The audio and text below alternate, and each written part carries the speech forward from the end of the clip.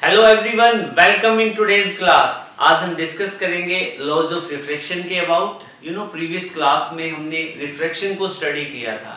In refraction what we see when the light goes from one medium to another medium then it change its direction, और you can say bending of light. जब light एक medium से दूसरे medium में जाता है तो light क्या है, लाइट के पाथ में एक बेंडिंग आ जाती है, और उसी बेंडिंग को हमने रिफ्रैक्शन का नाम दिया था। ठीक है, तो बट उसको हम डिटेल में पढ़ चुके हैं। रिफ्लेक्शन क्या होता है और रिफ्रैक्टिव इंडेक्स क्या होता है, रिलेटिव रिफ्रैक्टिव इंडेक्स क्या है। इन सब के बाद आज हम डिस्कस करेंगे लॉज ऑफ रिफ्रैक्शन। आज हम देखेंगे कि रिफ्रैक्शन से रिलेटेड कुछ लॉज है, 2 लॉज है, और उन्हीं के बेस पे हम रिफ्रैक्शन से जुड़ी हुई न्यूमेरिकल प्रॉब्लम भी सॉल्व करेंगे। ठीक है, तो without making any delay we will start today's topic, laws of refraction. First law क्या कहता है बेटा लॉज ऑफ रिफ्रैक्शन में? देखो, आपने प्रीवियस क्लास में ये देखा है, हमने यहाँ पे 2 मीडियम लेके स्टडी करते थे। सपोज करो यहाँ पे एक मैंने इंटरफेस बना दिया है। ठीक है, इंटरफेस क्या होता है, 2 मीडियम को सेपरेट करता है। ऊपर यहाँ पे कोई अलग मीडियम है, यहाँ पे कोई अलग मीडियम है। सपोज करो यहाँ पे मीडियम एयर है और यहाँ पे मीडियम ग्लास है। ठीक है, सो नेचुरल सी बात है, air will be rare medium and glass will be denser medium, और दोनों का रिफ्रैक्टिव इंडेक्स अलग अलग होगा। एयर का रिफ्रैक्टिव इंडेक्स कितना है, μ1, ग्लास का कितना है, μ2। और ये बीच में आप क्या देख रहे हो, ये इंटरफेस है, दिस इज इंटरफेस। ठीक है बेटा, इंटरफेस दोनों मीडियम को सेपरेट करने वाली एक इमेजिनरी बाउंड्री होती है। रियलिटी में कोई ऐसी बाउंड्री नहीं होती, बट हम हमारे कुछ लाइट से रिलेटेड ज्योमेट्रिकल एस्पेक्ट को स्टडी करने के लिए इसका कंसिडरेशन करते हैं। ठीक है, और ये जो दोनों मीडियम में थोड़ा सा डिफरेंस क्रिएट करना चाहो तो ग्लास में आप क्या है, इस तरह के डॉट्स दिखा दो। ये डॉट्स क्या रिप्रेजेंट करेंगे कि ग्लास कैसा मीडियम है, एक डेंसर मीडियम है। एयर में डॉट दिखाना चाहते हो ठीक है, ना दिखाना चाहो तो भी ठीक है। तो अब यहाँ पे दिखा देते हैं हम, लेकिन आपको कम डॉट्स बनाने पड़ेंगे। मतलब यहाँ डेंसर में डेंसिटी, ऑप्टिकल डेंसिटी ज्यादा होती है, और रेयर मीडियम में ऑप्टिकल डेंसिटी कम होती है। ठीक है, तो इस तरह से आपने दोनों मीडियम को दिखा दिया है। ठीक है, हम रिफ्रैक्शन के फेनोमेना की बात करें तो रिफ्रैक्शन में क्या होता था, हमारे पास सपोज करो कि जो इनिशियली हमारे पास ऑब्जेक्ट है वो रेयर मीडियम में रखा हुआ है, तो यहाँ पे मैंने कोई सोर्स ऑफ लाइट रखा हुआ है, इससे रेज एमिट होती थी, और this one was incident ray, और इंसिडेंट रे जिस पॉइंट पे इंटरफेस पे स्ट्राइक करती थी उस पॉइंट को हम क्या कहते थे, पॉइंट ऑफ इंसिडेंस। ये सपोज करो यहाँ पे जो ये रेड कलर से जो पॉइंट बना है, इसको मैं P से रिप्रेजेंट कर रहा हूँ, और ये अपना पॉइंट ऑफ इंसिडेंस है। ठीक है, और पॉइंट ऑफ इंसिडेंस पे हम एक नॉर्मल ड्रॉ करते हैं, एक परपेंडिकुलर ड्रॉ करते हैं, जो एक परपेंडिकुलर हम ड्रॉ करते हैं। ठीक है, इसको बोलते हैं हम नॉर्मल। ठीक है, फिर आपने देखा था कि रेज ऑफ लाइट जब रेयर टू डेंसर मीडियम में जाती है, रेज ऑफ लाइट जब रेयर टू डेंसर मीडियम में जाती है तो रेज ऑफ लाइट अपना पाथ चेंज कर लेगी and it will bend towards normal. ये नॉर्मल की तरफ बेंड कर जाएगी। ठीक है, ओके। सो अब इन केसेस में ये वाली जो रेज है, इंसिडेंट रे, अपना पाथ चेंज करने के बाद में कौन सी रे बन जाएगी, रिफ्रैक्टेड रे, क्योंकि अब रिफ्रैक्शन हो चुका है। ठीक है, मैं शॉर्ट फॉर्म यूज कर रहा हूँ, आप इसको कंप्लीट लिख सकते हो, इंसिडेंट रे, रिफ्रैक्टेड रे से। अब एक बात बताओ बेटा, मैं आपसे कहता हूँ कि ये जो नॉर्मल है, नॉर्मल और इंसिडेंट रे के बीच में जो एंगल बनता है वो क्या होता है, एंगल ऑफ इंसिडेंस, और रिफ्रैक्टेड रे और नॉर्मल के बीच में जो एंगल बनता है वो होता है एंगल ऑफ रिफ्लेक्शन। ठीक है, तो यहाँ पे हमारे पास एक इंसिडेंट रे है, एक पॉइंट ऑफ इंसिडेंस है, और एक रिफ्रैक्टेड रे है। ठीक है, और जो लॉज ऑफ रिफ्रैक्शन का फर्स्ट लॉ क्या कहता है, बिल्कुल ही इजी लॉ है। फर्स्ट लॉ कहता है incident ray, refracted ray at the point of incidence, at the point of incidence for the pair of two media, मतलब दोनों media, for the pair of two transparent media, क्योंकि दोनों के दोनों transparent media होने चाहिए, तभी तो क्या है रिफ्लेक्शन, लाइट ट्रैवल कर पाएगी। ठीक है, तो दोनों ट्रांसपेरेंट मीडिया होने चाहिए। फर्स्ट लॉ क्या कहता है कि incident ray, refracted ray, normal at the point of incidence, at the point of incidence जहां पे रिफ्लेक्शन हो रहा है, all should lie in same plane, ये सारे के सारे सेम प्लेन में होने चाहिए। What is it indicate? बेटा ये कह रहा है कि जो आप रिफ्रैक्शन का ये जो फेनोमेना आप बता रहे हो, ठीक है, ये हम एक प्लेन के लिए डिस्कस कर रहे हैं। प्लेन के लिए डिस्कस करने का क्या मतलब है कि आप ये जो सारी स्टडी कर रहे हो एक प्लेन में कर रहे हो, जैसे बोर्ड भी आपका एक प्लेन है, ठीक है, या आप इसको ऐसे भी लिख सकते हो, जैसे सपोज करो इस साइड में ये मैंने एक्स एक्सिस बना दी, इस साइड ये मैंने वाई एक्सिस बना दी। ठीक है, तो ये जो रिफ्रैक्शन का फेनोमेना मैंने दिखाया ये एक्स और वाई एक्सिस के बीच में लाई कर रहा है, मतलब ये एक्स वाई प्लेन में हो रहा है। मतलब ये जो लॉ ऑफ रिफ्लेक्शन आपको दिया गया, लॉ ऑफ रिफ्लेक्शन आपको जो दिया गया है वो एक प्लेन के लिए दिया गया है। You are getting my point? तो फर्स्ट लॉ आपको अच्छे से क्लियर हो चुका होगा। इंसिडेंट रे, रिफ्रैक्टेड रे at the point of incidence, incident ray, refracted ray, normal at the point of incidence, all will lie in same plane। ठीक है, ये साथ में ये भी लिख लेना कि दोनों ट्रांसपेरेंट मीडिया की कंडीशन है, ठीक है ना, क्योंकि दोनों मीडिया ट्रांसपेरेंट होने जरूरी है। ओके, मीडिया, मीडियम तो सिंगल होता है और मीडियम का प्लूरल मीडिया हो जाएगा, तो मीडिया बोलने से कंफ्यूज मत हो जाना। ठीक है, ओके, तो ये तो था लॉज ऑफ रिफ्लेक्शन का फर्स्ट लॉ। अब हम सेकंड लॉ की बात करेंगे। सेकंड लॉ क्या कहता है बेटा? जो सेकंड लॉ है वो बिल्कुल इजी है और काफी मजेदार भी है। सेकंड लॉ कहता है कि सपोज करो ये आपके पास में आपने ट्रांसपेरेंट मीडिया बना दिया, ठीक है, और यहां आपके पास में लाइन सीधी नहीं बनी है, ठीक है, ये आप ऐसे, आपके पास दो मीडियम को सेपरेट करने वाली बाउंड्री है और यहाँ पे रेयर मीडियम है, यहाँ पे डेंसर मीडियम है। ठीक है, और सपोज करो इसका रिफ्रैक्टिव इंडेक्स μ1 रहा होगा, इसका μ2। आपके पास में इंसिडेंट रे है और इंसिडेंट रे जब रेयर टू डेंसर मीडियम जाएगी तो आपको पता है इसका पाथ इस तरह से रहेगा। ठीक है, ये इंसिडेंट रे है और ये रिफ्रैक्टेड रे है। रे ऑफ लाइट बेंड कर जाती है, उस केस में कुछ एंगल बनते हैं, यहाँ पे एंगल ऑफ इंसिडेंस I बनता है, यहाँ पे एंगल ऑफ इंसिडेंस R बनता है। मैं इसको I1 बोल दूं, इसको R1 बोल दूं, कोई फर्क नहीं है। मतलब हो सकता है 30 का एंगल हो तो ये कितना बनेगा, 30 से कम ही बनेगा ना, जब light rare to denser medium जाएगी। तो सपोज करो 20 का बना।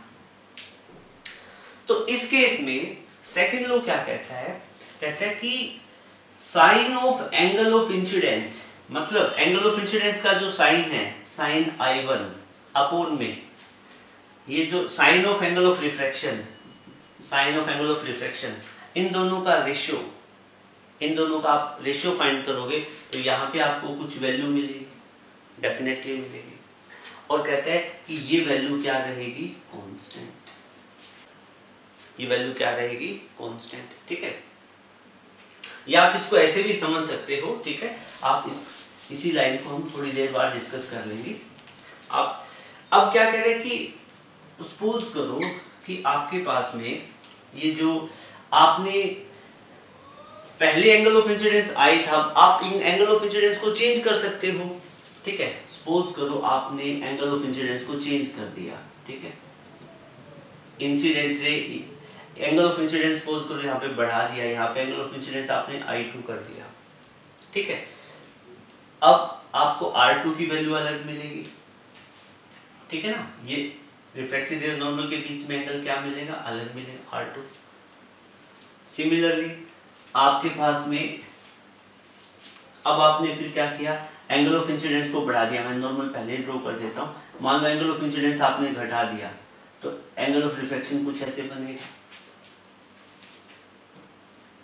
जैसे ये एंगल I3 बना और ये एंगल कितना बना, R3। ठीक है, अब तीनों केस के लिए तीनों केस के लिए हम सेकंड लॉ ऑफ रिफ्रैक्शन लगाएं। क्या लगाएं? Second law of refraction. और सेकंड लॉ ऑफ रिफ्रैक्शन को ही हम क्या बोलते हैं? Snell's law. Second law of refraction क्या कहता है? कहता है कि आपने sine of angle of incidence और sine of angle of refraction दोनों का रेशियो निकालो। इस फर्स्ट केस के लिए निकालो तो कितना बनेगा?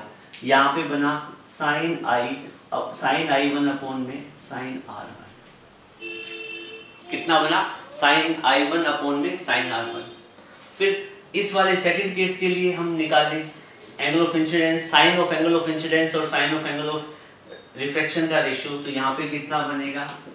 साइन I2 अपॉन में साइन R2। और थर्ड केस में हम निकालें, रिफ्लेक्शन है, आपको थोड़ा इसका पाथ चेंज हो रखा है, ठीक है।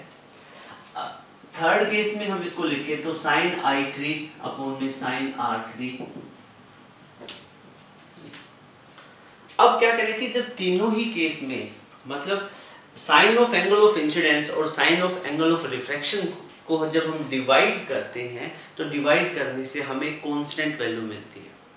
क्या कौन सी वैल्यू मिलेगी? एक कांस्टेंट वैल्यू मिलेगी।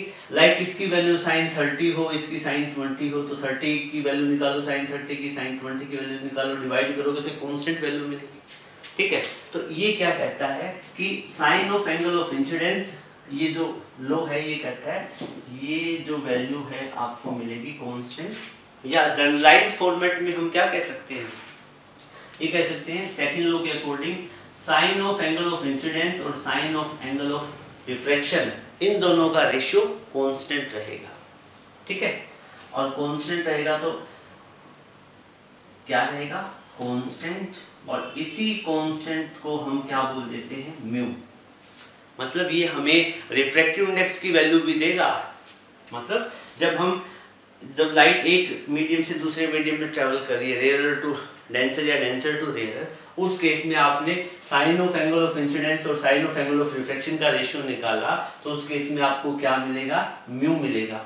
और म्यू क्या चीज होगा? Refractive index. म्यू क्या चीज होगा? Refractive index. और ये रिफ्रैक्टिव इंडेक्स उस मीडियम का मिलेगा जिस मीडियम में लाइट फाइनली एंटर कर रही है। इस पॉइंट को नोट कर ले, ठीक है। तो आपको जो रिफ्रैक्टिव इंडेक्स मिलेगा वो उस मीडियम का मिलेगा जिसमें लाइट फाइनली एंटर कर रही है। अब सपोज करो, या फिर आप इसको कैसे लिख सकते हो?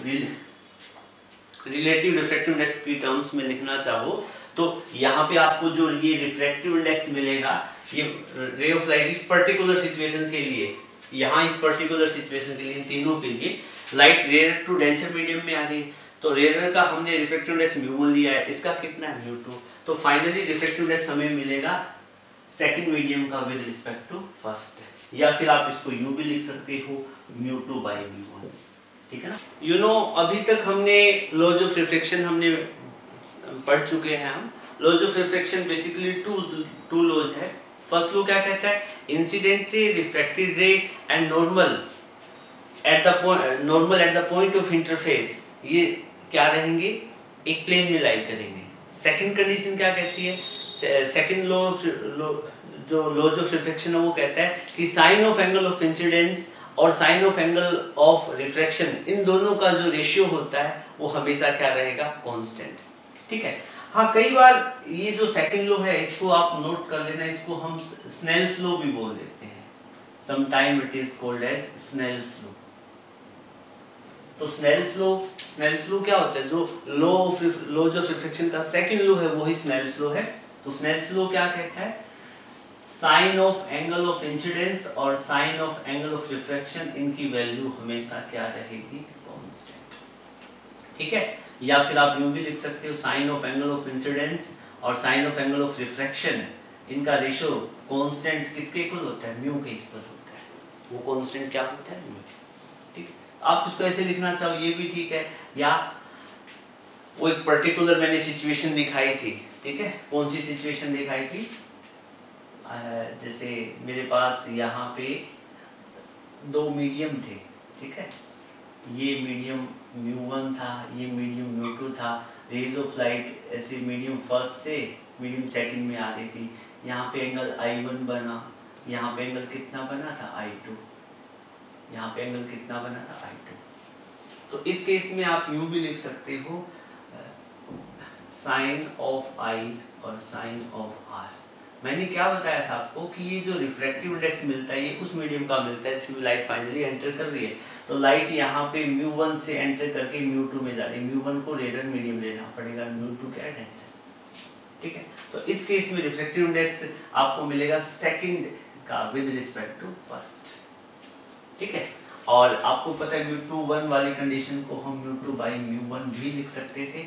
सो अल्टीमेटली साइन आई अपॉन में साइन आर किसके इक्वल हो जाएगा, μ2 बाई μ1।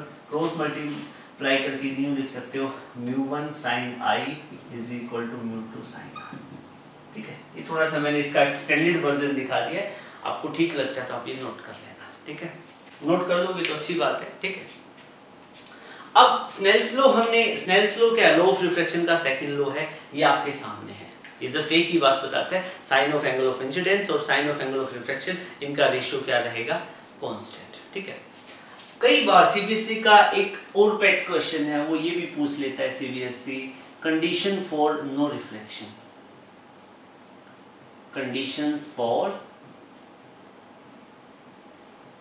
No reflection. कहना है कि आपसे कई बार क्वेश्चन में आप ही बताओ, क्वेश्चन में तो सीबीएसई बाद में पूछेगा, पहले आप बताओ मतलब ऐसी कोई कंडीशन है क्या जब रिफ्लेक्शन नहीं हो, मतलब जिस कंडीशन में रिफ्लेक्शन नहीं हो सकता। देखो रिफ्लेक्शन क्यों होता है, when light travel from one two another medium, जब लाइट एक मीडियम से दूसरे मीडियम में ट्रैवल करती है तभी रिफ्लेक्शन होता है। अब ऐसा हो जाए कि लाइट एक ही मीडियम में ट्रैवल कर रही है तो क्या रिफ्लेक्शन होगा, नहीं होगा, ठीक है। ऐसा हो जाए कि लाइट एक मीडियम से दूसरे मीडियम में जा रही है, बट उस कंडीशन में ऐसा हो जाए कि दोनों का रिफ्रैक्टिव इंडेक्स क्या हो जाए, सेम, दोनों मीडियम का म्यू क्या हो जाए, सेम। रिफ्रैक्टिव इंडेक्स क्या होता है, ये वो रिफ्रैक्टिव इंडेक्स वो फैक्टर होता है जो वो डिफाइन करेगा कि लाइट को कितना बेंड करना है। रिफ्रैक्टिव इंडेक्स ही डिसाइड करता है ना, जिस मीडियम का रिफ्रैक्टिव इंडेक्स जितना ज्यादा होगा उस मीडियम में लाइट उतनी ही ज्यादा बेंड होती है। You are getting my point, ठीक है। तो कंडीशन फॉर नो रिफ्लेक्शन में बात करें तो आप लिख सकते हो, इफ लाइट ट्रेवल फ्रॉम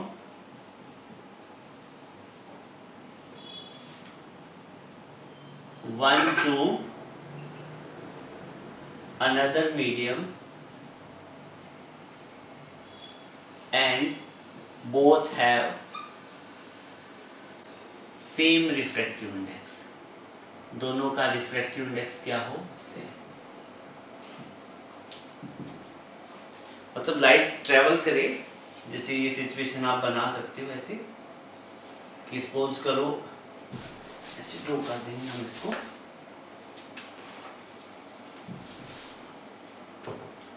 यहाँ पे मेरे पास एक तो मीडियम 1 है, एक मीडियम 2 है, ठीक है। इस मीडियम का रिफ्रैक्टिव इंडेक्स μ1 है, इसका कितना है, μ2 है, ठीक है। रेज ऑफ लाइट यहाँ से चली, ठीक है, ठीक है, लेकिन ये बेंड हो जानी चाहिए थी ना, लेकिन बेंड क्यों नहीं हो रही है, μ1 की वैल्यू भी म्यू है और μ2 की वैल्यू भी म्यू है, ठीक है। तो रे ऑफ लाइट बिल्कुल अपने ओरिजिनल पाथ पे चलेगी, ठीक है। यहाँ पे no bending, there is no bending, किसकी, लाइट की, there is no bending of light. तो क्यों, क्योंकि दोनों का रिफ्लेक्टिव इंडेक्स क्या है, सेम है, बेंडिंग नहीं होगा, नो रिफ्लेक्शन नो बेंडिंग, ठीक है।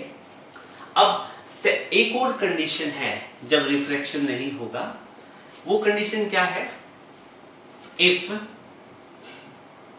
Light falls perpendicularly, light falls perpendicularly, short form बना दिया, आप इसको पूरा लिखोगे, if light falls perpendicularly on interface then there will be no refraction। अब यहाँ पे कोई रिफ्रैक्शन नहीं होगा, ठीक है बेटा। कैसे, देखो यहाँ पे सपोज करो इंटरफेस है और इंटरफेस पे ये यहाँ पे मैंने नॉर्मल बना दिया, ठीक है। नॉर्मल तो एक इमेजिनरी लाइट होती है, ठीक है। अब मान लो कि कोई इंसिडेंट रे नॉर्मली फॉल हो रही है, क्या हो रही है, नॉर्मली फॉल हो रही है। तो जब किसी भी इंटरफेस पे कोई भी rays of light normally fall होगी तो अब बेंडिंग ऑफ लाइट नहीं होगी, रे ऑफ लाइट क्या बिल्कुल सीधा अपना पाथ ट्रेवल करेगी। ठीक है, तो इस केस में क्या कि अब यहाँ पे भी क्या होगा, नो बेंडिंग और नो रिफ्लेक्शन। तो हमारे पास बेटा यहाँ पे दो कंडीशन बन गई, कंडीशन फॉर नो रिफ्लेक्शन। एक तो रे ऑफ लाइट क्या है, एक मीडियम से दूसरे मीडियम में ट्रैवल करे लेकिन दोनों का रिफ्रैक्टिव इंडेक्स सेम होगा तो रिफ्लेक्शन नहीं होगा। सेकंड कंडीशन क्या बनेगी, जब कोई भी रे ऑफ लाइट किसी इंटरफेस पे दोनों मीडियम को जो ज्वाइन करने वाली इमेजिनरी बाउंड्री उस पर परपेंडिकुलरली फॉल करेगी तब भी रिफ्लेक्शन नहीं होगा। ठीक है, so it was all about condition for no reflection, आप नोट करो। Now we will discuss about refraction through a glass lab. एक ग्लास लैब में रिफ्रैक्शन को हम स्टडी करेंगे। तो first of all I have to make a glass lab. Suppose करो ये मेरे पास एक ग्लास लैब है, ठीक है, और इस ग्लास लैब की थिकनेस कितनी है, T is the thickness of glass lab. तो ग्लास लैब है तो ये यहाँ पे बना ग्लास, ठीक है, और यहाँ ऊपर हमने एयर में प्लेस की हुई है तो यहाँ पे क्या है, एयर, और ग्लास स्लैब के नीचे भी क्या है, air. You getting my point? ठीक है, तो यूँ समझिएगा कि ये एयर रेयर मीडियम है और ग्लास क्या है, डेंसर, और ग्लास और एयर के कंपैरेटिवली एयर क्या हो जाएगा, रेयर। ठीक है, ये सिचुएशन है। मैं एयर का रिफ्रैक्टिव इंडेक्स है उसको μ1 कहता हूँ, ग्लास का μ2 है, और एयर का अगेन एयर का कितना है, μ1। ठीक है, अब देखो बेटा क्या है, मेरे पास यहाँ पे एक सोर्स ऑफ लाइट है, ठीक है, ये सोर्स ऑफ लाइट है, इससे रेज एमिट हो रही है, ये रेज एमिट हुई, और ये कौन सी होगी, इंसिडेंट रे। ठीक है, और जिस पॉइंट पे स्ट्राइक करेगी वो पॉइंट ऑफ इंसिडेंस होगा। ठीक है, यहाँ एयर और ग्लास को सेपरेट करने वाली बाउंड्री, तो यहाँ पे ये पॉइंट बनेगा P। ठीक है, और अब इस पॉइंट P पे मैं एक नॉर्मल ड्रॉ कर लेता हूँ, ये मैंने ड्रॉ किया नॉर्मल। ठीक है, अब यहाँ पे जब ray of light point P पे रेयर टू डेंसर मीडियम में ट्रेवल करेगी तो ये बेंड कर जाएगी ना, ऐसे बेंड कर जाएगी, बेंडिंग ऑफ लाइट होगा क्योंकि मीडियम का रिफ्रैक्टिव इंडेक्स चेंज हो रहा है, एयर टू ग्लास में ट्रेवल कर रही है।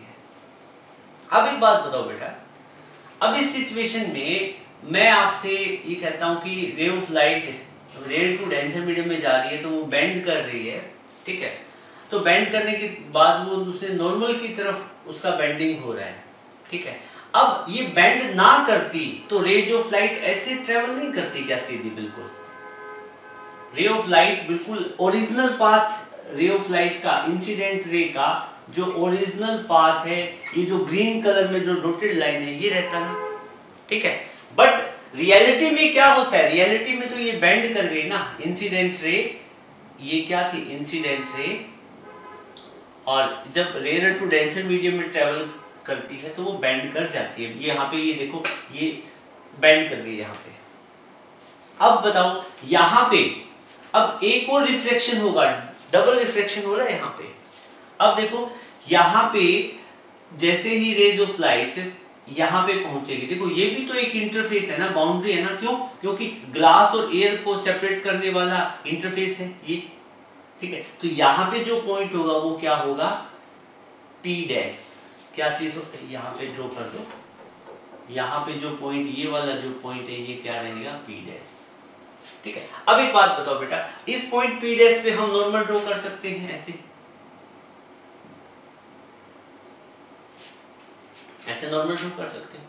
अब रेज ऑफ लाइट है वो ट्रेवल कर रही है, अब पॉइंट P डैश के लिए, पॉइंट ऑफ इंसिडेंस जो P डैश है उसके लिए रेज ऑफ लाइट कहां से आ रही है, डेंसर से आ रही है, रेयर में जा रही है।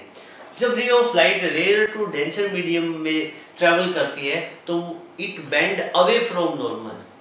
ठीक है, तो अब ये क्या है, रेज ऑफ लाइट, इसको जाना तो सीधा था ठीक है, लेकिन रिफ्लेक्शन होगा, रिफ्लेक्शन होगा तो ये तो ओरिजिनल, अब रे ऑफ लाइट ऐसे इसको ऐसे सीधा जाना था, बट क्या है अब ये बैंड हो जाएगी, बैंड होने के बाद में ये अवे फ्रॉम नॉर्मल जाएगी, नॉर्मल से दूर जाएगी इस तरीके से, ठीक है। और जब ये नॉर्मल से अवे जाएगी तो हम क्या ऑब्जर्व करते हैं कि ये जो इंसिडेंट रे का ओरिजिनल पाथ है उसके पैरेलल हो जाती है। क्या हो जाती है? पैरेलल। जब आप ज्योमेट्रिक आप उसका यूज करोगे, आपके पास जितने भी टूल्स हैं, ठीक है, ज्योमेट्री में आपके जो टूल्स होते हैं उसका यूज करोगे, एग्जैक्ट आपको ये दोनों लाइन क्या मिलेगी? पैरेलल मिलेगी, ठीक है। मतलब क्या है कि जब इंसिडेंट रे किसी ग्लास स्लैब से अमर्ज होती है, ठीक है, तो अब ये वाली रे कौन सी बन गई? अमर्जिंग रे। जो अमर्जिंग रे बनेगी, अमर्जिंग रे इंसिडेंट रे के ओरिजिनल पाथ के पैरेलल चलेगी, और इन दोनों के बीच में जो परपेंडिकुलर डिस्टेंस होता है, इन दोनों मतलब इंसिडेंट रे के ओरिजिनल पाथ और जो अमर्जेंट रे के बीच में जो परपेंडिकुलर डिस्टेंस होता है, क्योंकि दोनों पैरेलल बनती है, ठीक है, और इन दोनों के बीच में जो परपेंडिकुलर डिस्टेंस बनेगा, इस डिस्टेंस को हम बोलते हैं लेटरल शिफ्ट। क्या बोलते हैं? Lateral shift. तो गेटिंग माय पॉइंट, ठीक है। और ये इसकी वैल्यू कुछ आपको मिलेगी। लेटरल शिफ्ट को हम यूजुअली डी से दिखाते हैं, लेटरल शिफ्ट डी, ठीक है। तो लेटरल शिफ्ट की डेफिनेशन आप देख लो। लेटरल शिफ्ट क्या होता है? It is the perpendicular distance between the original path of incident ray and emergent ray. इन दोनों के बीच का परपेंडिकुलर डिस्टेंस होता है, ठीक है। फिर क्या होता है कि ये जो लेटरल शिफ्ट है ना, इसकी वैल्यू कम भी हो सकती है, ज्यादा भी हो सकती है। लेटरल शिफ्ट घटती बढ़ती रहती है। ये जो डी की वैल्यू है ये कम भी हो सकती है, ज्यादा भी हो सकती है, ठीक है। तो ये वैल्यू कब कम होगी और कब ज्यादा होगी, तो ये कुछ फैक्टर पे डिपेंड करती है, ठीक है। तो आप यहाँ पे देखो, lateral shift depend upon following factor. Lateral shift कुछ फैक्टर पे डिपेंड करती है, ठीक है। और वो फैक्टर कौन कौन से हैं, ठीक है। फर्स्ट फैक्टर तो है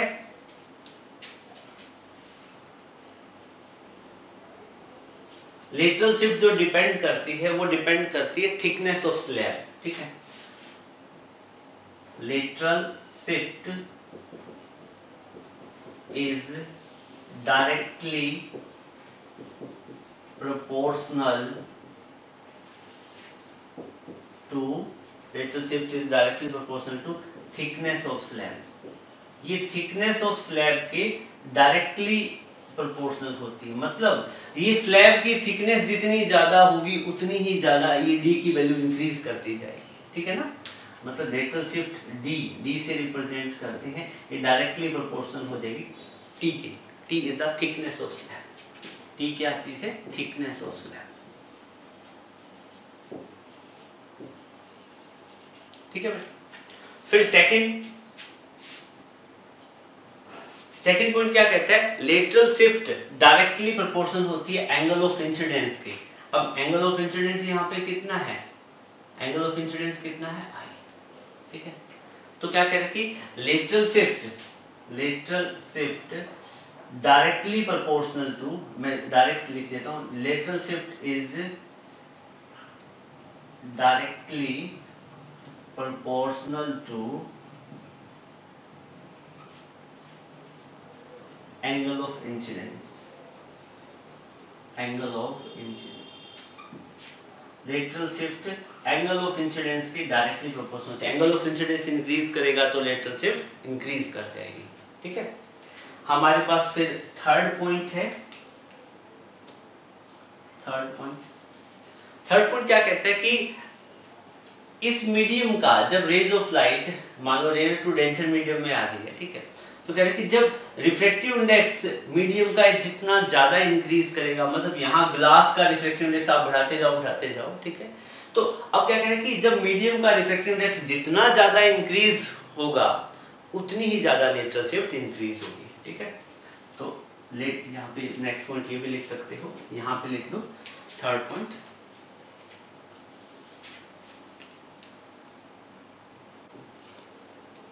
देखो, lateral shift is directly proportional to directly proportional to refractive index of medium. Refractive index of medium. Medium के रिफ्रैक्टिव इंडेक्स पे भी डिपेंड करेगी. Lateral shift D directly proportional mu. ठीक है. और फोर्थ पॉइंट है आपके पास में lateral shift. Lateral shift is inversely proportional to wavelength. यहाँ wavelength of light, wavelength of light. देखो बेटा, आपने जो ये सोर्स ऑफ लाइट लिया है इसकी कोई वेवलेंथ भी होगी. तो क्या कह रहे हैं कि लेटरल शिफ्ट जो d है वो इनवर्सली प्रोपोर्शनल होती है लैम्डा के. लैम्डा क्या होता है? वेवलेंथ. कह रहे कि उस ये जो आपने सोर्स लिया है इसकी जो ये वेवलेंथ है उसके किस पे डिपेंड करेगी? इनवर्सली प्रोपोर्शनल होगी. वेवलेंथ ऑफ लाइट क्या है? वेवलेंथ ऑफ लाइट इंक्रीज करेगी तो लेटरल शिफ्ट डिक्रीज करेगी, और वेवलेंथ ऑफ लाइट डिक्रीज करेगी तो लेटरल शिफ्ट इंक्रीज करेगी. ओके बेटा, सो it was all about today's class. Hopefully video आपने एंजॉय किया होगा. वीडियो आपको अच्छा लगे तो इसको लाइक जरूर करना और अपने मैक्सिमम फ्रेंड के साथ शेयर करना. So thank you, have a good day.